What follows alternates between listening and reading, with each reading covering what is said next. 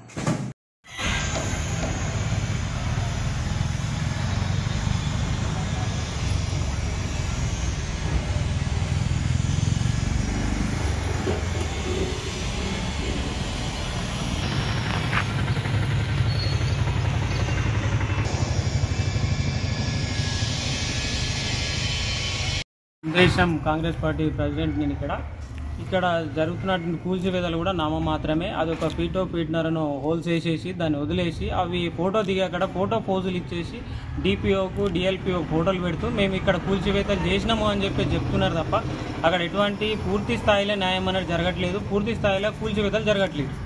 ఇప్పుడు అవి పూర్తి స్థాయిలో కూల్చివేతలు జరిగి పిల్లర్ కాడికెళ్ళి తీసేసి ఎన్నైతే G+2 అయిపోగా మిగిలిన ఎన్నైతే అంతస్తులు వేసో అన్ని అంతస్తులకు కూడా పిల్లర్ కాడికెళ్ళి తీసేయాలి. అప్పుడే ఈ యొక్క గ్రామ పంచాయతీకి అనేది నిధులు కానీ ఇది కానీ జరుగుతుంది. వచ్చే ఆదాయం అంతా కూడా పంచాయతీ సెక్రటరీ జేబులకు అధికారుల జేబులకు పోతున్నాయి తప్ప ఇక్కడ పంచాయతీకి అయితే ఎటువంటి ఉపయోగం లేదు. దాంతో 4 సార్లు కంప్లైంట్ చేసినా ఇప్పటిదాకా దానికి ఆన్సర్ అయితే లేదు, ఇప్పటిదాకా లేదు. బిల్డర్లు పంచాయతీ సెక్రటరీ అందరు కుమ్మక్కయ్యి వారు ఇద్దరు బిల్డర్ల అండదండలతోటే ఆయన మాత్రంగా కూల్చివేతలు చేస్తున్నారు. తగిన చర్యలు తీసుకొని తగిన న్యాయం చేసి పంచాయతీకి అభివృద్ధికి చేయాలని చెప్పేసి కోరుకుంటున్నాం.